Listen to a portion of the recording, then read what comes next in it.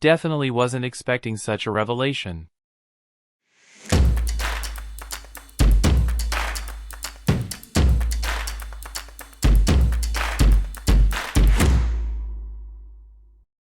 Hi guys, how are you all doing?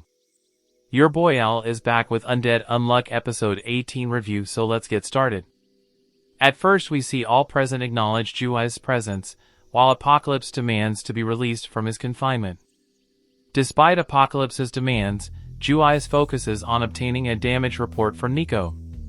Nico assures Juiz that their decision to force a draw with Under was wise and mentions that Fuko's condition is stable.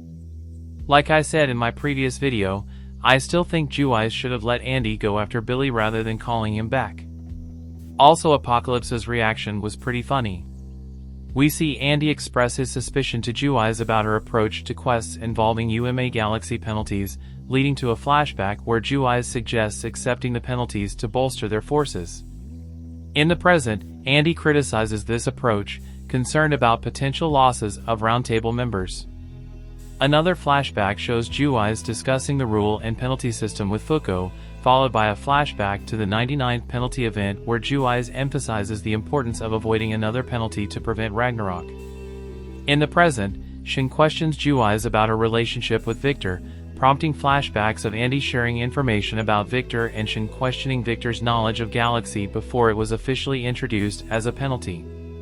This part literally pissed me off, even though it brought up some very interesting stuff, because they added too many unnecessary flashbacks just to cover up the time. Then several flashbacks depict Victor's involvement and the unleashing of Galaxy into space. Shin questions if Victor existed in a world where Galaxy was present. Nico asks about Billy's reference to Ark in his conversation with Andy. Juiz reveals to her comrades that their world is in a loop, with God destroying and restarting it multiple times. She created the Union to prevent this cycle. Fuko reflects on scenes she witnessed after touching artifacts, wondering if they were from past world events. Juiz confirms this and blames herself for failing to prevent those events. Andy and Tatiana inquire about Juiz's knowledge of past world events, and she explains that she used the Ark to experience them. Andy requests evidence, so Juiz offers to share information on how the world will end and begin anew. She explains that God will destroy the world, leaving some fragments from the previous iteration on the new one. So history is repeating itself in a form of time loop, and Juiz has memories from previous loops, so I'm gonna assume that Juiz finds the Ark in every loop and chooses to keep it a secret from others. That's super sketchy of her if you ask me. Moving on, we see Juiz confirms that the meteorites summoned by Fuko's unluck abilities are from previous iterations of Earth, which surprises Fuko. She refuses to provide further details about the world-ending phenomenon. Regarding the looping of the world, Juiz reveals to Andy that he has a mole on the back of his right ear, indicating that some details change between cycles. Fuko examines Andy's ear and finds the mole, confirming Juiz's statement. Juiz implies that she and Victor are the only ones who recall past world events. Andy speculates that Victor's undead powers allowed him to experience the events firsthand, while Juiz used Ark to experience them. From what I can understand, it seems Victor has survived every loop so far, which means he should be at least a zillion years old, and it has been implied multiple times that Andy only came to existence roughly 200 years ago, so I'm wondering what happened 200 years ago that impacted Victor so much? Next we see that after Andy shares his thoughts, Juiz suggests that to circumvent the rules, one must either die or kill God.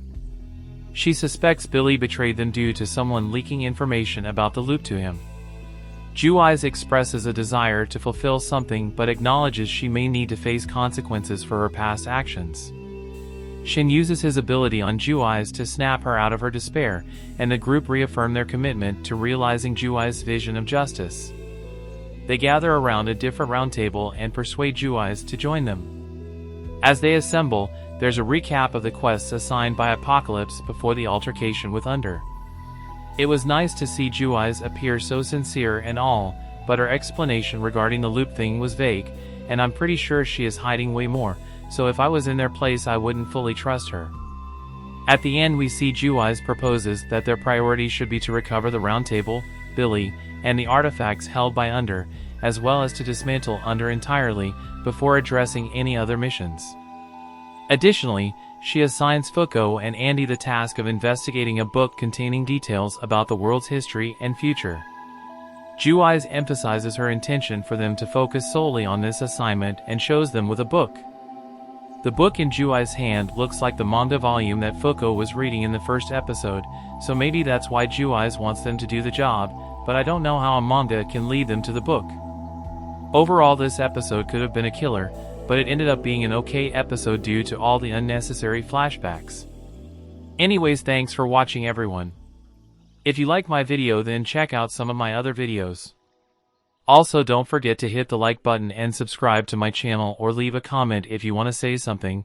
You can also follow me on Twitter and Instagram or check out my Facebook page. Links are given in the description. Until then, see ya.